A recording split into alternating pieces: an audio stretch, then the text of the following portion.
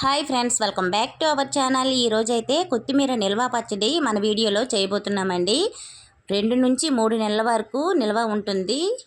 ఒక బాక్స్లో కనుక స్టోర్ చేసుకుంటే మరి ఎలా తయారు చేయాలో, దానికి కావలసిన ఇంగ్రీడియంట్స్ ఏంటో చూద్దామా. మరి ముందుగా నేను ఇక్కడ పెద్ద సైజు కొత్తిమీర కట్ట ఒకటి తీసుకొని బాగా వాష్ చేసి ఆరబెట్టుకున్నానండి. ఆ తర్వాత కొంచెం చింతపండు తీసి వేడి నీటిలో ఇలా నానబెట్టుకోవాలి, చల్లనీళ్ళు వేయకూడదు.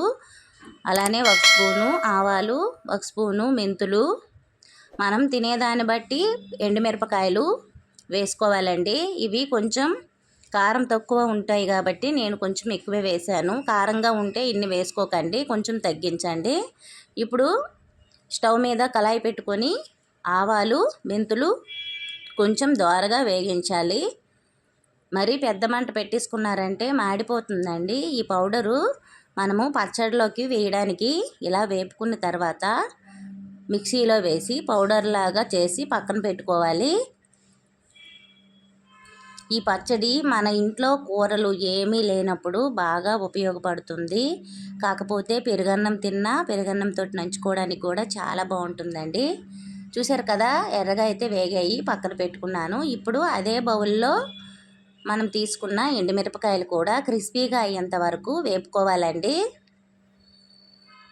పెద్ద మంట పెట్టేస్తే బ్లాక్గా అయిపోతాయి. అలా బ్లాక్గా అవ్వకుండా కొంచెం క్రిస్పీగా అయినంత వరకు వేపుకుంటే సరిపోతుంది. చూసారు కదా, ఎలా వేపుకొని ఇవి కూడా పక్కన పెట్టుకోవాలి. ఇప్పుడు అదే కళాయిలో కొంచెం ఆయిల్ వేసుకొని మనము ఆరబెట్టుకున్న కొత్తిమీరని దీనిలో వేసుకోవాలండి. కొత్తిమీర ఎక్కడ కూడా వాటర్ లేకుండా బాగా ఆరబెట్టుకోవాలి. ప్యాన్ కింద ఒక క్లాత్ వేసుకొని ఒక 2-3 గంటల సేపు కనుక ఆరబెట్టామంటే చక్కగా ఆరిపోతుందండి కొత్తిమీర. ఎందుకంటే నిల్వ ఉంచుతాం కాబట్టి పచ్చడి వాటర్ ఉంటే పాడైపోతుంది. వాటర్ లేకుండా బాగా ఆరబెట్టుకోవాలి. కాడలతో సహా వేసుకోవాలండి. ఈ కొత్తిమీర కాడలు తీసేయకూడదు. చూసారు కదా, మనం ఎంత కూర వేసామో కొంచెమే అయ్యింది. ఇది కొంచెం పసరవాసన పోయేంత వరకు బాగా వేపుకోవాలి. చూసారు కదా, ఎలా వేపుకున్న తర్వాత ఈ కూర కూడా పక్కన పెట్టుకోవాలి. చల్లారిన తర్వాత మిక్సీలో వేసుకుందామండి. ఇప్పుడు మిక్సీ తీసుకొని మనము వేపుకున్న ఎండుమిరపకాయలు ఇలా మిక్సీలో వేసుకోవాలి. మనము కొత్తిమీరతోటి అన్నీ కలిపి వేసామంటే మిరపకాయలు నలగవండి. అందుకు మనం ముందుగా చింతపండు, ఎండుమిరపకాయలు బాగా మెత్తగా మనము మిక్సీ పట్టుకోవాలి. వేడి అన్నంలోకి నెయ్యి వేసుకొని ఈ పచ్చడి కలుపుకొని తింటే చాలా బాగుంటుందండి. మనము చింతపండు నానబెట్టుకుంటాం కదా, ఆ వాటర్తోనే మిక్సీ వేసుకోవాలి మనము, లేకపోతే పాడైపోతుందండి చల్లనీళ్ళు కనుక వేసామంటే.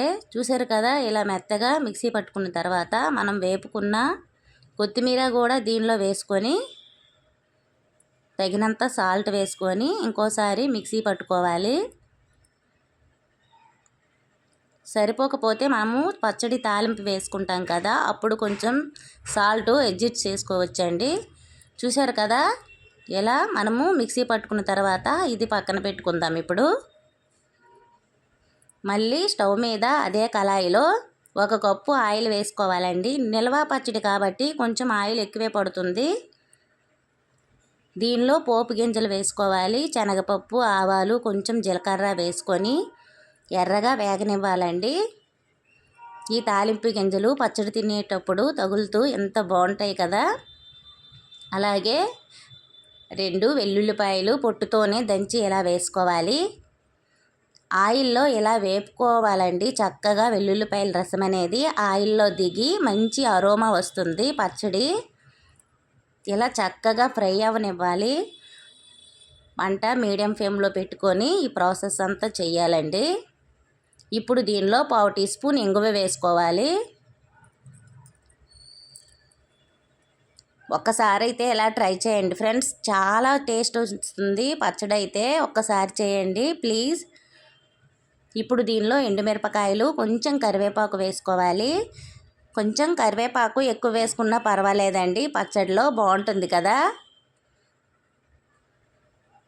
ఇలా వేసుకున్న తర్వాత మనము మిక్సీ పట్టుకున్న పచ్చడిని దీనిలో వేసుకోవడమే. చూసారా ఎంత ఈజీగా టేస్టీగా కొత్తిమీర పచ్చడి తయారైపోయిందో. బయట కొన్నే మనకి ఎంత టేస్ట్ రాదండి, అంత బాగుంటుంది పచ్చడి. ఇప్పుడు మనము మిక్సీ పట్టుకున్న పచ్చడి దీనిలో వేసేసిన తర్వాత చల్లారిన తర్వాత మనము గాజు సీసాలో వేసుకొని స్టోర్ చేసుకుంటే 2-3 నెలల పాటు నిల్వ ఉంటుందండి. మీరు కావాలంటే కొంచెం ఆయిల్ ఎక్కువే వేసుకోండి, నేను కొంచెం తక్కువే వేసానండి. చూసారు కదా, ఇలా చక్కగా వెల్లుల్లిపాయలు పోపు దినుసులు బాగా వేగిపోయాయి. పచ్చడి ఇందులో వేసుకోవాలి. ఇప్పుడు వేసుకొని మనము ఇందాక ఆవాలు పోపు దినుసులు, మనము ఆవాలు మెంతులు మిక్సీ పట్టుకున్నాం కదా పౌడరు, అది వేసుకొని చక్కగా ఆయిల్ ఇలా పట్టినంత వరకు ఇలా కలుపుకుంటూ మొత్తం కూడా ఒకసారి కలుపుకున్న తర్వాత సాల్ట్ ఉందో లేదో చూసుకుంటూ అడ్జస్ట్ చేసుకోవాలండి. చూసారా చక్కగా ఎమ్మీగా ఎంత బాగా రెడీ అయిపోయిందో. ఇప్పుడు నేను కొంచెం సాల్ట్ చూసుకుంటాను సరిపోయిందా లేదో.